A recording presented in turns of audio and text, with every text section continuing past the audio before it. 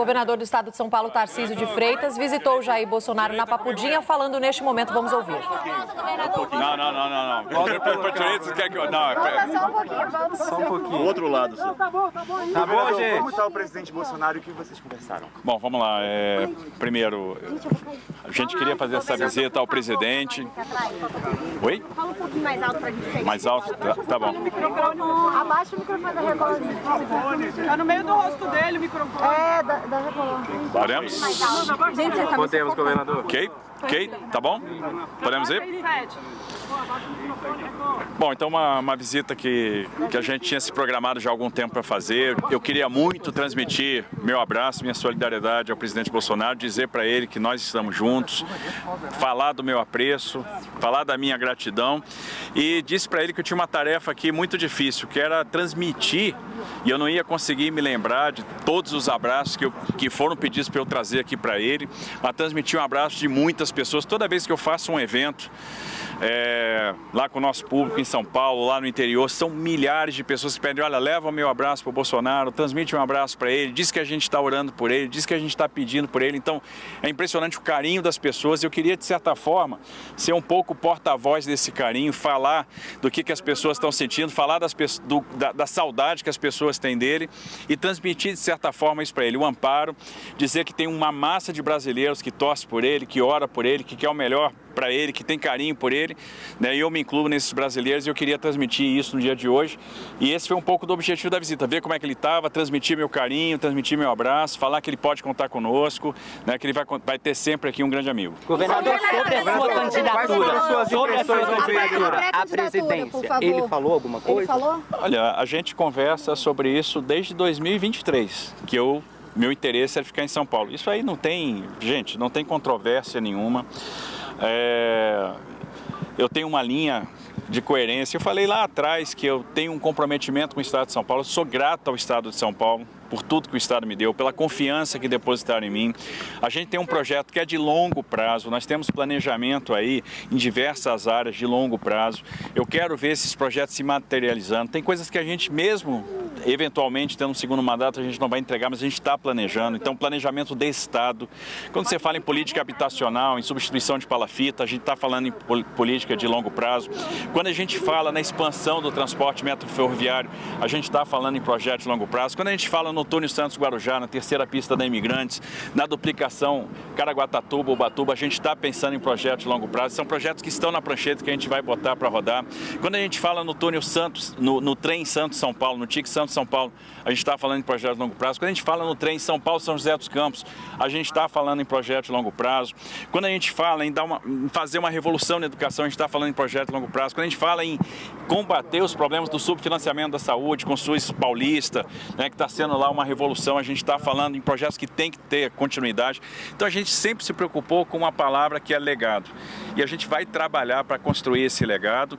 O projeto nosso sempre foi São Paulo. Eu tenho um papel importante dentro de um time que é realmente cuidar desse estado, que é o maior colégio eleitoral do Brasil, e agregado à visão deste grupo, né? E o grupo tem uma tarefa importante, que é proporcionar para o Brasil um projeto diferente. A gente está vendo a situação do país, para onde o Brasil está caminhando. O Brasil tem uma crise fiscal contratada e hoje enfrenta uma crise moral. E nós temos que dar resposta para a crise fiscal, para a crise moral. Por isso precisamos de uma alternativa e nós vamos proporcionar essa alternativa como time.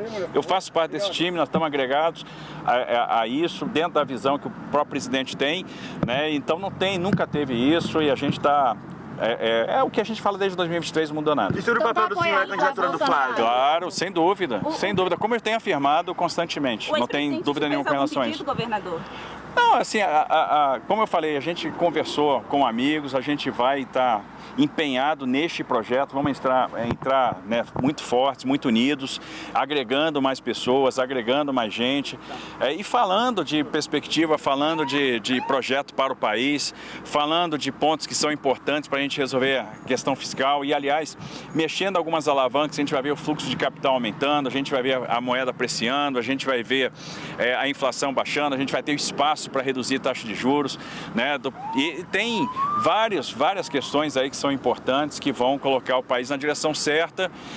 Falamos muito dos tempos em que a gente trabalhou junto, no tempo que o presidente esteve no comando do país, das realizações, da saudade que a gente tem, né, de como era bom visitar o Brasil todo, vendo as entregas, convivendo esse período com ele. Foi um período para mim muito rico, né? Então a gente precisa ver isso de novo, trazer essa alegria de volta. Você vai ter um papel específico Ele na falou candidatura sobre do a Flávio? saída, ele falou sobre a saída do governador Caiado do partido? Falou, e o presidente viu com bons olhos, o presidente elogiou o Caiado para mim, o presidente tem o apreço pelo Caiado, né, a consideração pelo trabalho que o Caiado fez ao longo da sua trajetória política. O presidente entende que é uma candidatura que soma também com esse projeto, que no final vai estar todo mundo junto contra o PT, não tenha dúvida disso. Então ele viu com muito bons olhos e o presidente então vê com esperança também e viu um movimento acertado aí e ficou satisfeito. Mas sobre os três, ele falou alguma coisa especificamente sobre Eduardo Leite, Ratinho Júnior e Caiado? Ele demonstrou alguma preferência?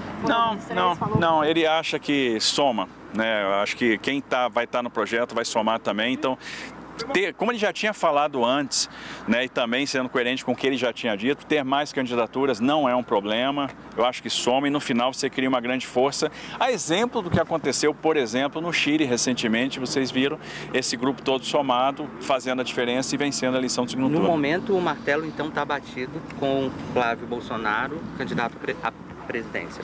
Sim, com certeza. O senhor estará na campanha. Qual vai ser Claro. o papel do senhor na campanha do governador especificamente? O mesmo que eu tive em 2022. Me eleger em São Paulo e ajudar o nosso candidato presidencial. Mas ele falou diretamente sobre isso. No momento, o martelo está batido, Flávio Bolsonaro é o Mas nosso é que não tem dúvida, esse assunto não está em discussão, já está consolidado, não tem dúvida com relação a isso, não tem nenhum dissenso com relação a isso. Mas como que ele está exatamente estado de saúde do presidente? Como é que o senhor achou? Ele está bem? Ele está disposto? Sempre me preocupa, porque a gente vê ainda soluço, e aí tem aquela questão que, por um lado, tem que se administrar medicamento para controlar o soluço. Por outro, quando você administra medicamento demais, dá a tontura, dá o problema, ele perde o equilíbrio.